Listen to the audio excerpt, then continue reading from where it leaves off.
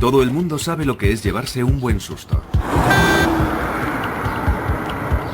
Pues bien, imagínese cómo sería su vida si se viera atrapado por esa especie de miedo intenso sin razón aparente cuando menos lo esperase. Así se vive con un trastorno de ansiedad.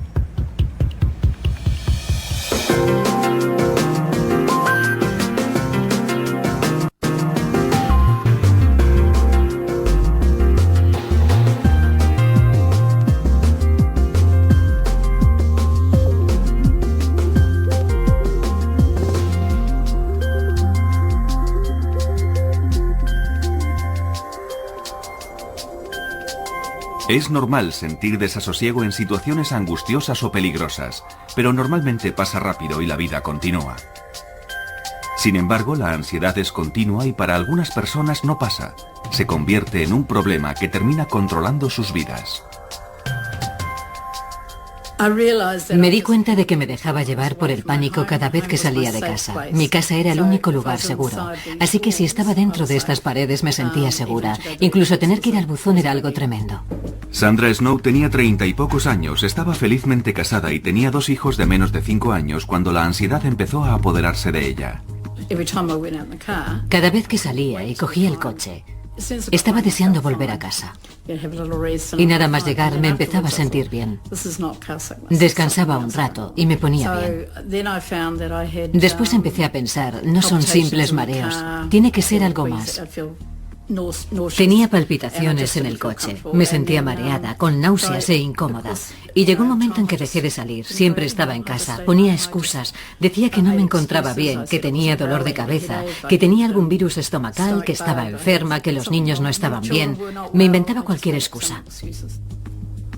Al recordarlo, Sandra es consciente de que evitó hacer ciertas cosas durante mucho tiempo. Pero después de 3 meses particularmente agobiantes a cargo de sus 2 hijos pequeños, de un marido enfermo, un negocio y de ella misma, la ansiedad le superó.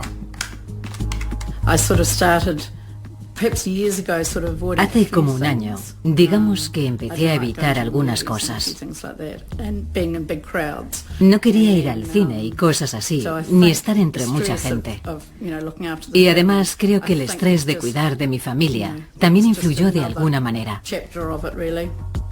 Durante los 7 años siguientes, Sandra vivió un constante miedo diario a los ataques de pánico que llegaron a controlar su vida.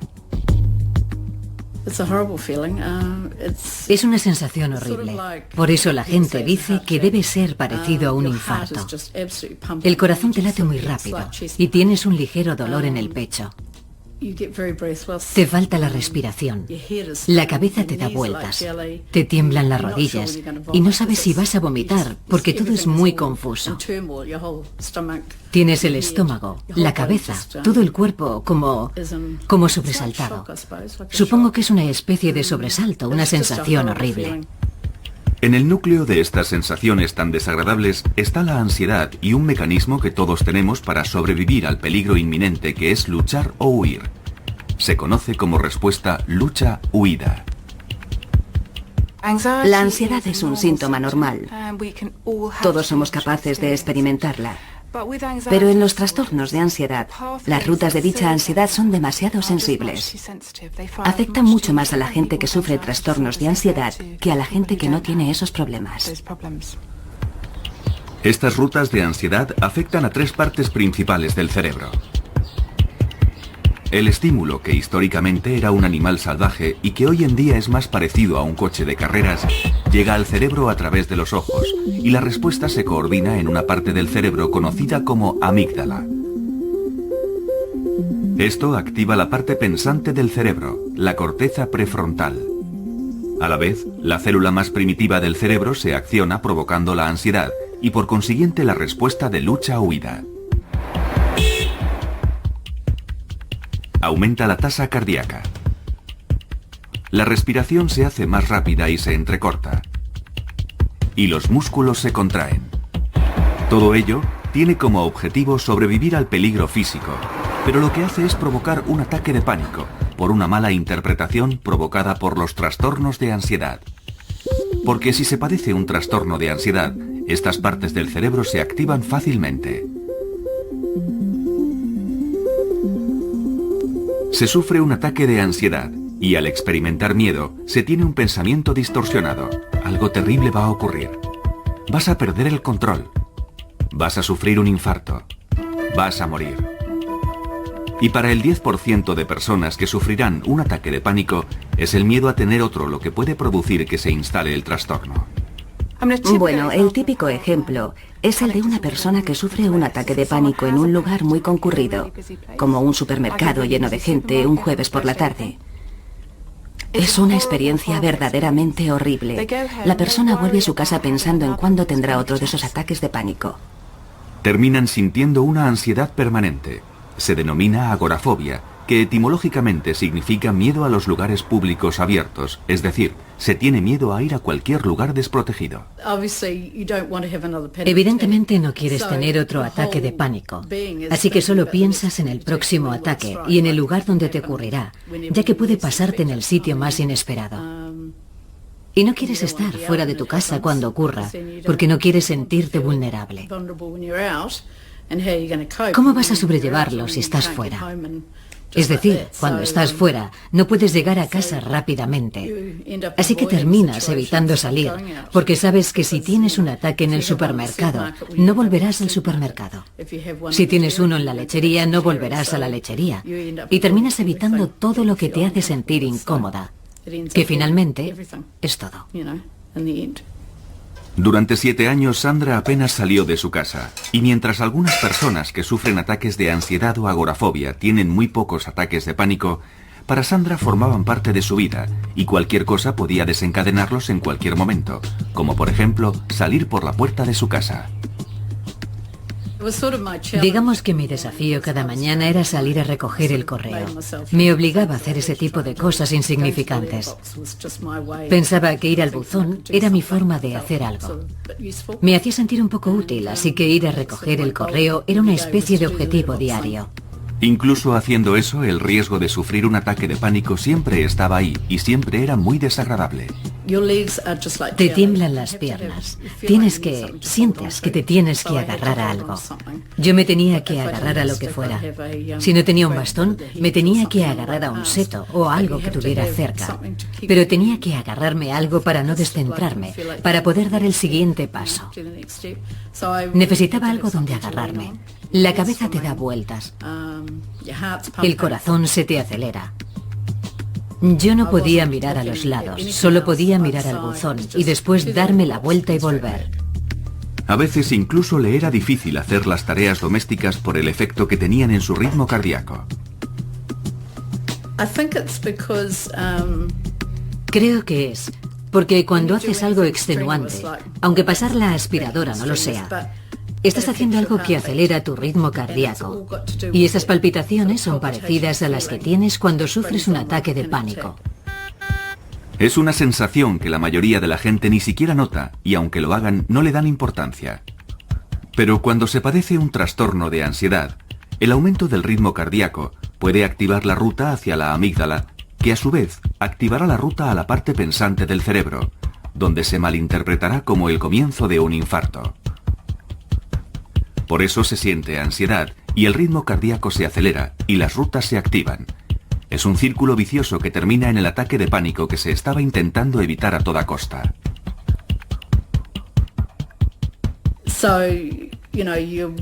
Así que cuando estás activa, sientes que tu corazón va a un ritmo diferente al normal. Y yo solo pensaba en eso. Y creo que por eso me sentía tan incómoda pasando la aspiradora. La cabeza me daba vueltas y no me gustaba esa sensación porque era muy frecuente. Me hacía sentir muy mal, así que la mayoría de las veces barría. Barrer era lo mío. Dependiendo de la naturaleza del trastorno de ansiedad, se dejan de hacer ciertas cosas para evitar lo que se cree que provocará el siguiente ataque de pánico. La palabra ratones no se podía decir en casa. Ni ratón.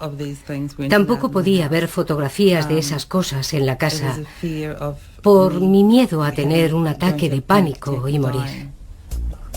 1 de cada 5 personas sufrirá un ataque de pánico en su vida y 1/4 de ese porcentaje padecerá una fobia específica.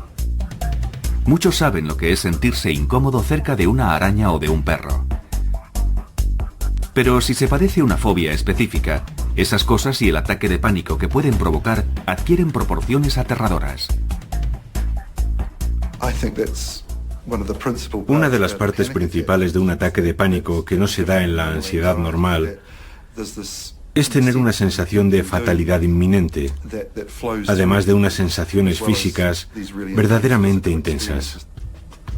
Cuando Joyce Waddington tenía 20 y pocos años y 2 niños menores de 5 años, su enorme deseo por evitar más ataques de pánico superaba con creces los niveles de ansiedad normal. Bueno, mi paranoia llegaba al punto de pensar que había ratones en el tejado. Creía que había miles de ratones y que un día se derrumbaría y todos los ratones me caerían encima, por todo el cuerpo. Ver un ratón me matará, porque sufriré un ataque de pánico tan grande que moriré. Joyce era presa de una fobia totalmente desarrollada a los ratones, una fobia específica o simple. Es cuando la gente tiene un miedo concreto a cierto tipo de situaciones, a un objeto o a un animal del que están cerca. Y al quedar expuestos a ello, o simplemente el pensar en estar cerca, tienen una reacción inmediata de ansiedad, pasan mucho miedo y quieren huir, y terminar con esa situación o resisten con gran dificultad.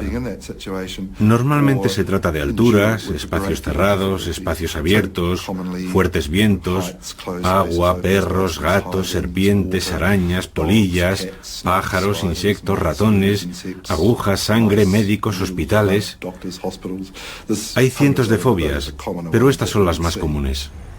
Todo parece bastante inofensivo, pero cuando se tiene una fobia específica, esta puede controlar la vida de una persona. No me podía quitar de la cabeza la obsesión de que había ratones en cualquier sitio.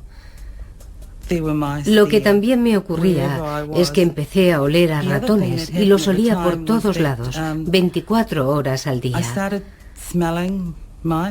Mentalmente, intentaba quitarme la idea de que había ratones en mi casa y en la de los demás. No era solo en mi casa. En las botas de agua. Se metían en las botas de agua. Y sabía que eso ocurría porque de pequeña tenía unas, y un día que fui a ponérmelas salió un ratón de ellas. Creo que ese fue un momento trágico de mi infancia. Me fui a poner las botas de agua y salió un ratón de una de ellas. Los ratones se meten en cualquier parte y en ese momento me provocaron mucho estrés. Evidentemente, el estrés que Joyce sentía por los ratones era exagerado, pero eso no impidió que controlara su vida intentando evitarlo. Los ratones se meten en las despensas y estuve muchos años sin abrir una. Lo que hacía era poner en la encimera todo lo que normalmente se guarda en los armarios de la cocina y que utilizaba a menudo, o lo ponía en otros sitios para no tener que abrir los armarios. Tazas, platos, sartenes, cualquier cosa que normalmente se pone en una despensa, yo lo tenía en estanterías. Detrás del huidizo comportamiento de Joyce se ocultaba un miedo desesperado por lo que pudiera ocurrir si veía un ratón. Creía que me quedaría sin respiración, que no podría respirar, que me desmayaría en cualquier momento y que me moriría. Esa sería la reacción que tendría si veía un ratón. Recuerdo que en una ocasión me subí a una mesa. Creo que estuve subida unas 6 o 7 horas. Me quedé paralizada. No me podía mover.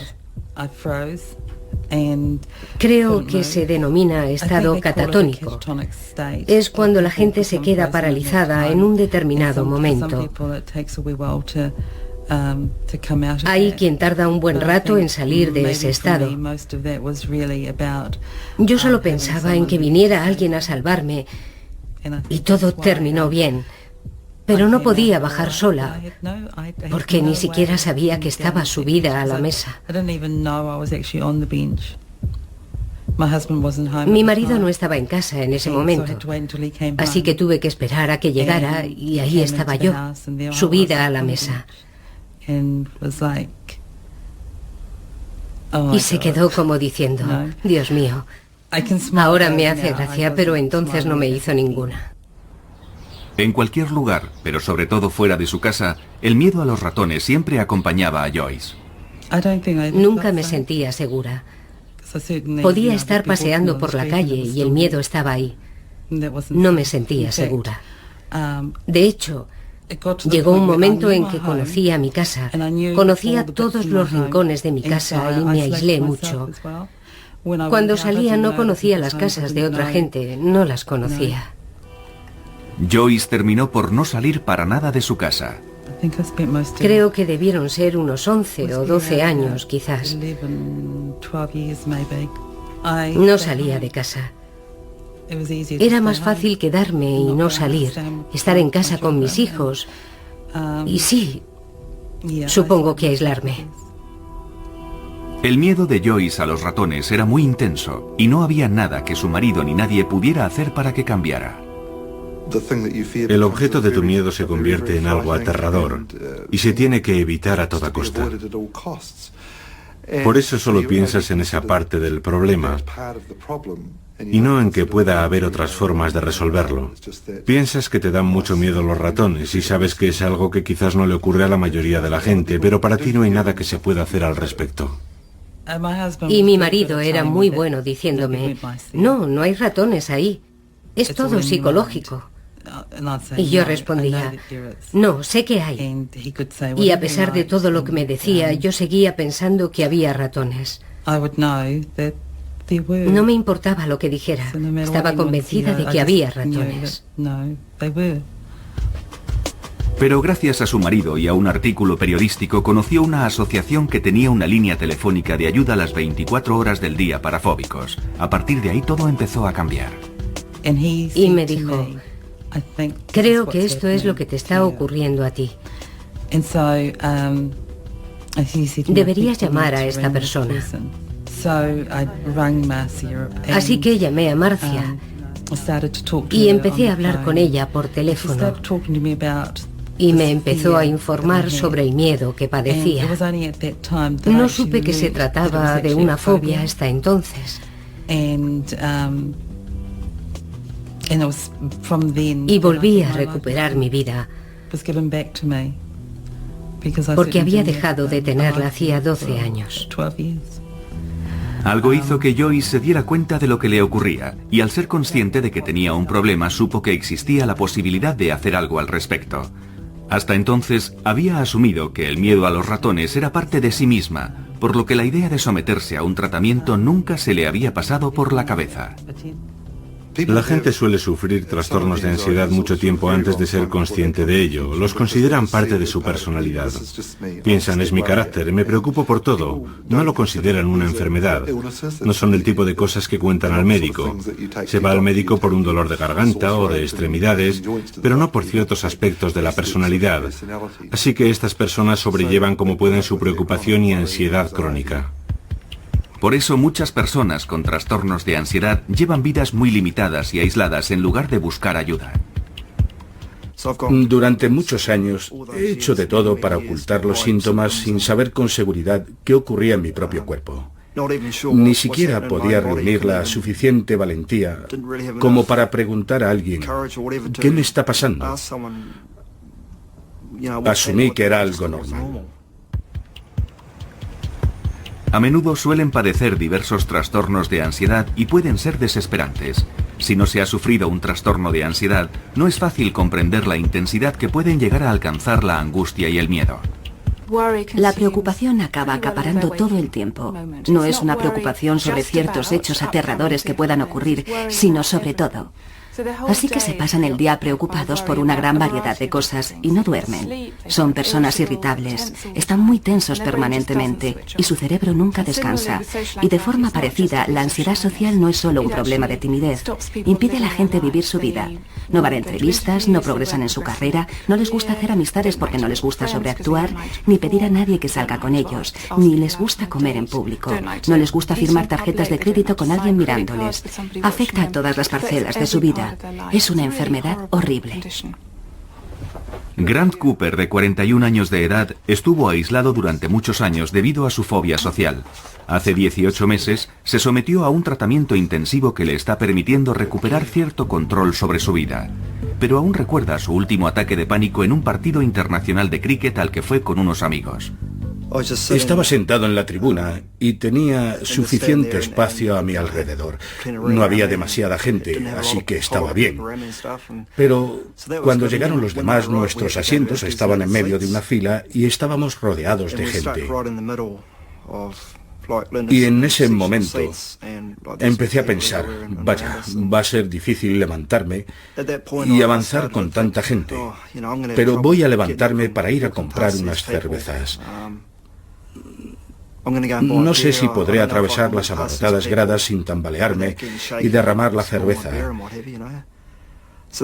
Y fue entonces cuando empecé a sentirme muy tenso y angustiado. Empecé a tener síntomas muy fuertes en las piernas. Las tenía muy tensas. Y en las 2 horas que duró el partido estuve más concentrado en las sensaciones de mi cuerpo que en el partido de cricket. Durante años, Grant había intentado sobrellevar su ansiedad solo. Incluso cuando se dio cuenta de que tenía un problema, fue reacio a hablar de sus síntomas. A menudo son enfermedades que se padecen en silencio. El trastorno de ansiedad generalizada se suele padecer durante 20 o 25 años antes de ser tratado. Esas personas viven con un exceso de preocupación. Y en algunos casos la fobia social se suele sufrir 10 o 15 años antes de que se trate. Ahora tengo 41 años. Y sí, ahora soy consciente de ello. He empezado a ser consciente de que tengo problemas desde los 13 años. Grant recuerda perfectamente el comentario del compañero de clase que le hizo sentirse angustiado por primera vez. Hizo un comentario sobre la forma en que yo andaba, sobre cómo caminaba entonces. Y sí, no sé qué estaba haciendo en ese momento, no lo sé. A veces siento que ando normal y otras veces creo que me observan.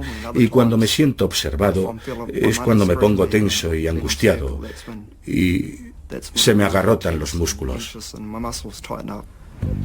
A pesar de tener una infancia feliz, Grant fue un niño tímido y retraído. Recuerdo que era un niño nervioso y, bueno, también angustiado. Me daba miedo participar en muchos deportes y ese tipo de cosas.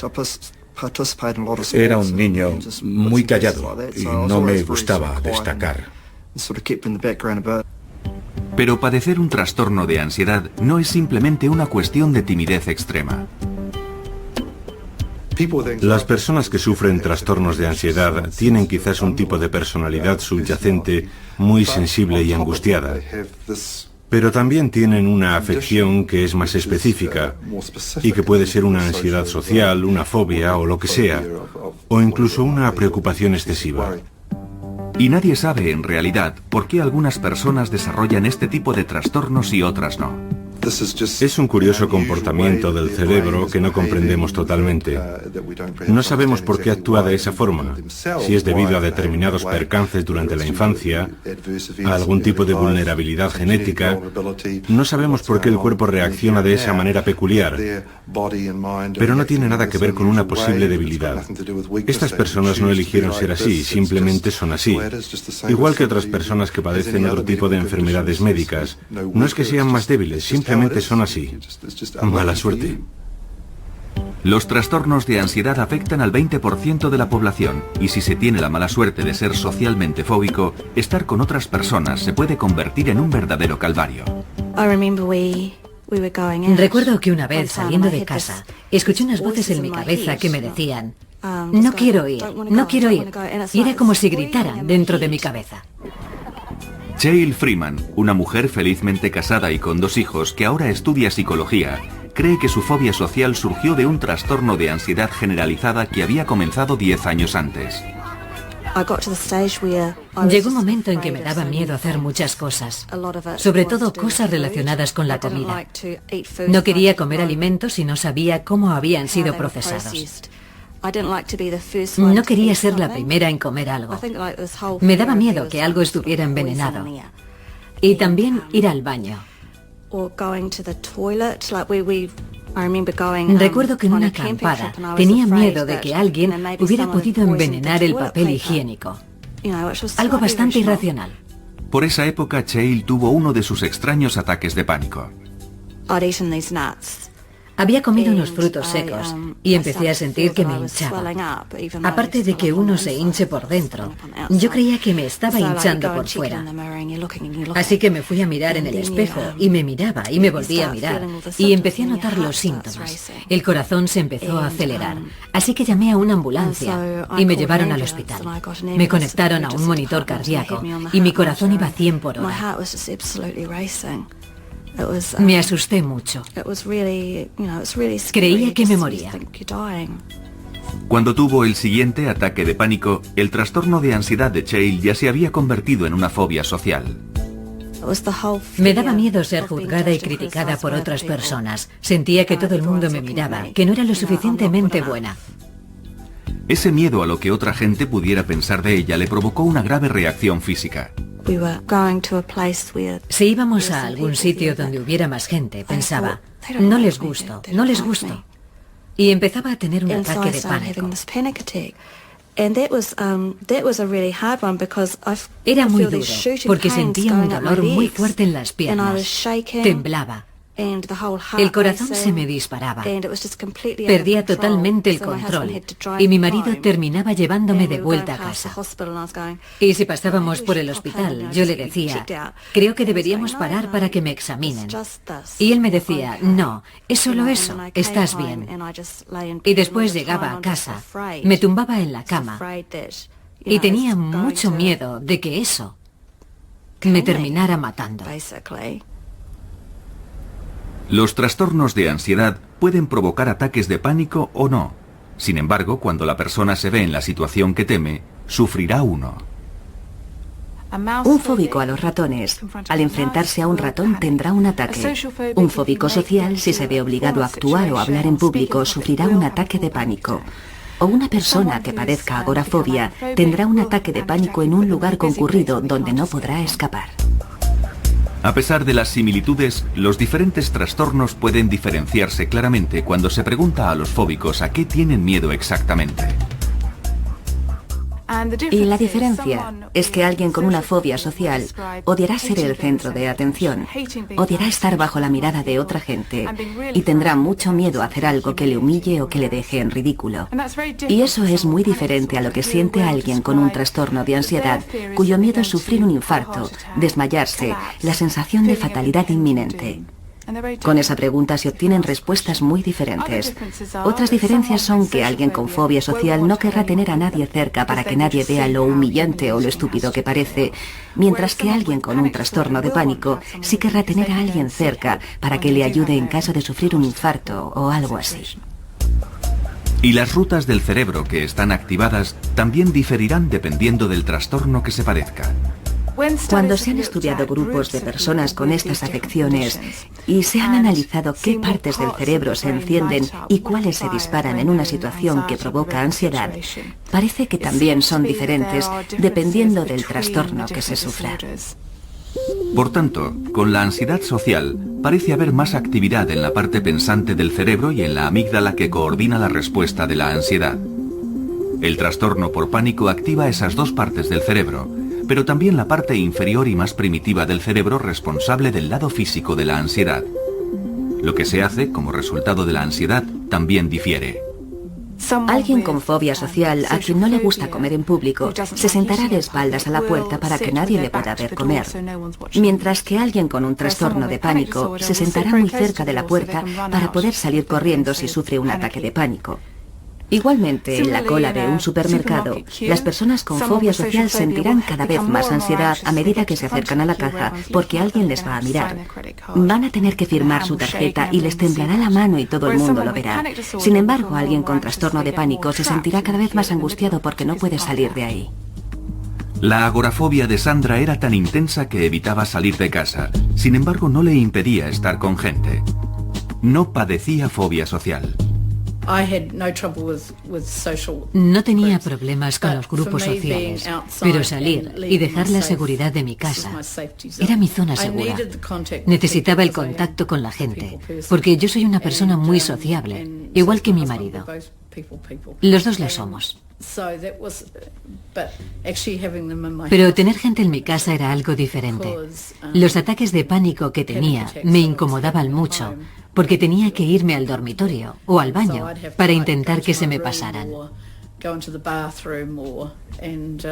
Cuando sufría un ataque, tenía que volver a salir y ser sociable de nuevo. Hace 7 años que el trastorno de ansiedad no controla la vida de Sandra Snow. Atrás han quedado los días en que el simple hecho de tener que ir al dentista le provocaba un ataque de pánico. Lo peor fue un día que me dolía una muela y no podía salir de la cama. No podía parar de llorar. Sentía mucha pena de mí misma. Nunca tuve ganas de suicidarme. Nunca quise acabar con mi vida, pero sentía que ya había tenido bastante. Y fue entonces cuando llamé a la Asociación de Fóbicos. Sandra habló con alguien que había pasado por lo mismo que ella, y eso fue muy tranquilizador. Me explicó lo que yo estaba sintiendo. Le dio un nombre. Yo no era estúpida, no estaba loca. La gente cree que cuando se tiene una enfermedad mental, se está loco. Hay muchos prejuicios en torno a las enfermedades mentales, y yo también los tenía, pero eso era antes. Evidentemente ahora no los tengo. Otra cosa que Sandra ya no tiene es una mente llena de pensamientos negativos. No siempre podía quitarme de la cabeza todos esos pensamientos negativos. No podía. Estaban ahí. Y no era por falta de confianza o porque no me sintiera bien conmigo misma. No era eso. Sin embargo, no podía librarme de ellos. Siempre estaban ahí. Estaban en mi cabeza permanentemente. Y no me podía acostumbrar a ellos. Pero no podía librarme de ellos tampoco. Durante años, Sandra intentó solucionarlo sola con cintas de relajación y obtuvo alguna mejoría con su ansiedad. Pero era temporal. Me sentía bien. Me iba a dormir por la noche, pero al día siguiente todo seguía igual. Y aunque quería mejorar, sabía que no podría conseguirlo sola. Tras años de aislamiento en su propia casa por ansiedad aguda, finalmente Sandra fue a ver a un psiquiatra. El psiquiatra me dijo que tenía un desequilibrio químico, ya que mis niveles de serotonina estaban muy bajos. Una parte clave en el sistema de comunicación del cerebro, la serotonina neuroquímica, lleva señales por la sinapsis, los huecos que hay entre las células cerebrales. Los antidepresivos también se recetan para tratar la ansiedad. Funcionan inhibiendo la recaptación de serotonina y aumentan la cantidad que circula en la sinapsis. Las rutas de la serotonina en el cerebro comienzan en su parte primitiva, el cerebro central, y lo atraviesan.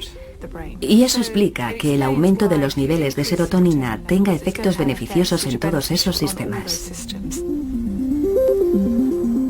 Sandra no estaba muy convencida acerca de la medicación. Estuve llorando todo el camino de regreso a casa, pero sentía que era lo correcto. Sentía que estaba haciendo algo positivo y en el fondo me sentía bien. Y a pesar de que no fue fácil al principio, la vida de Sandra empezó a cambiar lentamente. Las primeras 2 semanas me sentía fatal, no me sentía bien y pensaba, ¿habré hecho lo correcto? Y después, poco a poco, empezó a apetecerme salir. Sentía que podía hacerlo y no me encontraba enferma ni incómoda. Poco a poco empezamos a dar pequeños paseos en coche, caminando por el barrio, y todo se fue arreglando. La medicación es uno de los 2 tratamientos principales para los trastornos de ansiedad y a menudo se combina. El segundo es una forma de psicoterapia conocida como terapia cognitiva del comportamiento. Creemos que la terapia cognitiva del comportamiento rompe las rutas que afianzan y establecen estos trastornos. La terapia cognitiva del comportamiento actúa desde la corteza prefrontal hacia abajo para neutralizar las rutas afectadas por los trastornos de ansiedad. Una parte de dicha terapia es aprender a conocer los síntomas y romper el ciclo de ansiedad antes de que éste se produzca. Es duro, porque cuando te das cuenta de que estás angustiado, tu respiración se acelera automáticamente. Y claro, es muy difícil percatarse cuanto antes y decir, vaya, estoy teniendo ansiedad. Necesito concentrarme en la respiración. No se puede controlar sin que la gente se dé cuenta de que le está pasando, y eso ralentiza mucho las cosas. Pero cuando las cosas se tranquilizan, los síntomas empiezan a desaparecer. La terapia cognitiva del comportamiento también rompe las rutas de ansiedad intentando influir en cómo uno se siente. Las emociones son experiencias muy fuertes y también relativamente primitivas. Las emociones hacen trabajar a una parte del cerebro conocida como sistema límbico, y aprendiendo a controlar la manera de pensar, se pueden controlar de alguna manera las emociones y los síntomas físicos de la ansiedad. Un fóbico social, cuando está entre gente, piensa que todo el mundo le observa y odia ser el centro de atención porque está convencido de que va a hacer algo verdaderamente embarazoso. Con la ayuda de la terapia cognitiva del comportamiento, se aprende a tener un punto de vista más realista del mundo y a darse cuenta de que no se es el centro de atención. Al principio es duro. Sí, es duro. Pero cuando empiezas a desafiar a los pensamientos negativos, estos dejan de ser tan fuertes. Empiezas a estar por encima de ellos, pero al principio sí, sin duda alguna tuve que escribir muchas cosas y retar a mis pensamientos negativos con pensamientos positivos. Estas mismas técnicas ayudaron a Cheryl Freeman a escapar de la angustiada vida que llevaba, intentando evitar todas las situaciones que le pudieran provocar un ataque de pánico. La forma más fácil de impedir un ataque de pánico era evitar las cosas que me daban miedo. Y básicamente empiezas aquí. Te da miedo algo. Así que estás aquí. Y tu pequeña caja se hace cada vez más pequeña hasta que tu vida es así. Y mientras estés dentro de esa caja pequeña, estás completamente bien. No es una gran vida. No hay muchas cosas de las que disfrutar. Los estudios han demostrado que tanto la terapia cognitiva del comportamiento llevada a cabo correctamente como la medicación son tratamientos eficaces para el 60 o el 70% de la gente que padece trastornos de ansiedad. La terapia cognitiva fue una parte esencial en la recuperación de Cheryl, ya que le ayudó a superar su dependencia. Tienes que intentar volver a confiar en tu forma de pensar. Y hasta que lo consigues, utilizas el pensamiento de otras personas. Pero sí, esa es una parte muy importante del proceso para llegar a la etapa en la que puedes pensar, vaya, se me está acelerando el corazón, ¿por qué? Ah, vale, porque he subido escaleras. O puedes estar en una situación en la que te sientes alterado o nervioso y piensas, bueno, no pasa nada porque esté nervioso, todo el mundo puede estar nervioso. Hay que aprender a confiar en uno mismo. Cheryl combinó la terapia cognitiva del comportamiento con otras técnicas como el Reiki, la relajación y la meditación. Sin embargo, cree que fue la medicación a la que al principio fue tan reacia la que le ayudó a poner toda la teoría en práctica. Hice muchas cosas porque tenía miedo de la medicación. Era uno de mis miedos generalizados. Me había propuesto hacerlo de una manera natural y lo quería conseguir para decir al mundo, se puede hacer así, no hace falta la medicación. Pero Cheryl fue finalmente a un psiquiatra que le dijo que también sufría una depresión. No le creí, pero tenía razón, porque la vida no me parecía divertida. No tenía alegría, no tenía felicidad. No tenía felicidad en mi interior. No la tenía. Así que estaba deprimida y muy angustiada. Cheryl empezó a tomar la medicación y tras varios meses aumentando gradualmente las dosis, consiguió controlar su ansiedad. La primera vez que me di cuenta fue en una boda. En la iglesia estaba muy contenta y pensé, vaya, esto está bien. Y después durante la cena comí. Y comí lo que habían puesto, todos los platos. Y bebí un par de copas de vino y hasta bailé.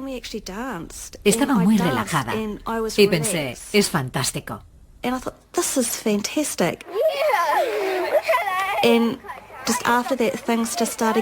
Y después las cosas empezaron a ser más fáciles.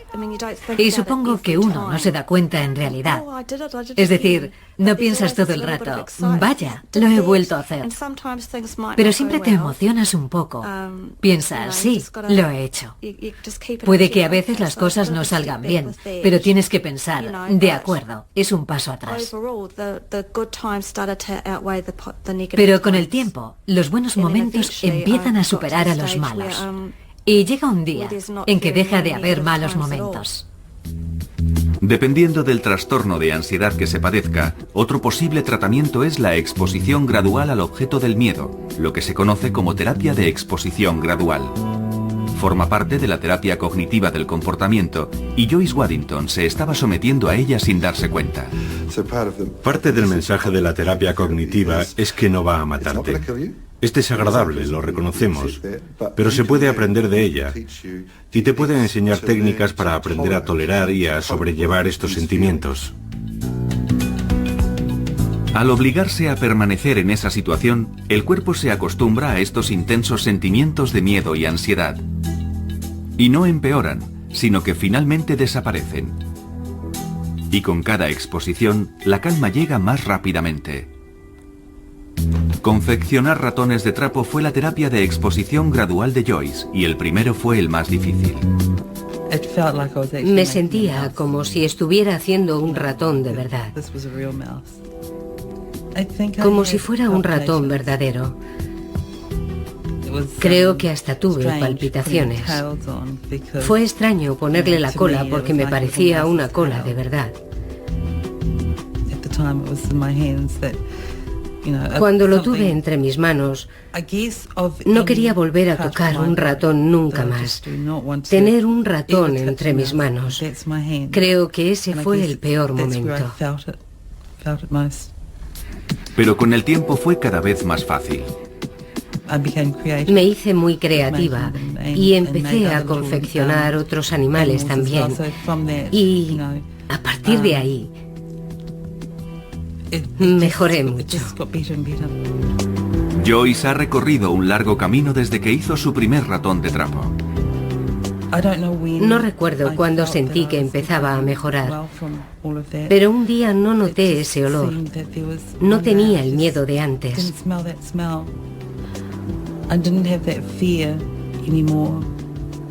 Y empecé a salir, a vivir. Podía conducir.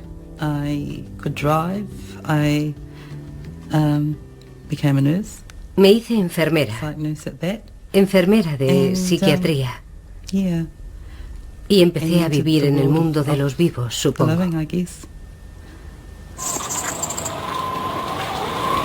En la recuperación de Grant Cooper también influyó una exposición gradual a sus situaciones más temidas. Las primeras veces, el simple hecho de ir andando a la ciudad con un grupo de gente era muy difícil. Se me agarrotaban los músculos de las piernas. Era muy difícil porque intentaba concentrarme en mi respiración y en todas las cosas que había aprendido. Pero era muy difícil hacerlo todo al mismo tiempo. Pero sí, como he comentado, cuanto más lo hacía, más fácil era. Y después hice muchos ejercicios yo solo, como caminar por mi barrio o ir a la parada del autobús y ese tipo de cosas que normalmente evitaba hacer. Sin prisa pero sin pausa, Grant está retomando la vida que la mayoría damos por supuesta. Nunca me recuperaré totalmente, pero por lo menos puedo controlar la ansiedad. He podido retomar mi vida y estoy deseando volver a trabajar en el futuro.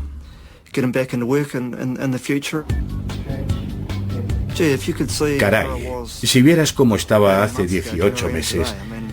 Hace 18 meses me sentía como un mini roto y ahora me estoy empezando a sentir como un Rolls Royce. Está muy bien. El trastorno de ansiedad de Sandra Snow la mantuvo aislada 7 años, pero solo se arrepiente de una cosa. Si hubiera sabido que iba a ser tan fácil mejorar, ponerme bien, habría hecho algo al respecto antes. Sandra aún recuerda la primera vez que salió en coche después de 7 años. Recuerdo que cuando salimos a dar una vuelta en coche, Greg decía que era como llevar a un turista a pasear, porque había muchos edificios nuevos que no conocía. Casas nuevas, calles nuevas, zonas renovadas, en fin, muchos cambios. También fui a ver a mis hijos al colegio y también fui a casa de mis amigos, ya que algunos de ellos se habían mudado y no había ido a visitarlos. Ahora tenía una vida, pero fue poco a poco. No salí como un toro bravo a hacerlo todo a la vez. Era como si un nuevo mundo se abriera frente a mí. Sí, fue genial. Fue genial.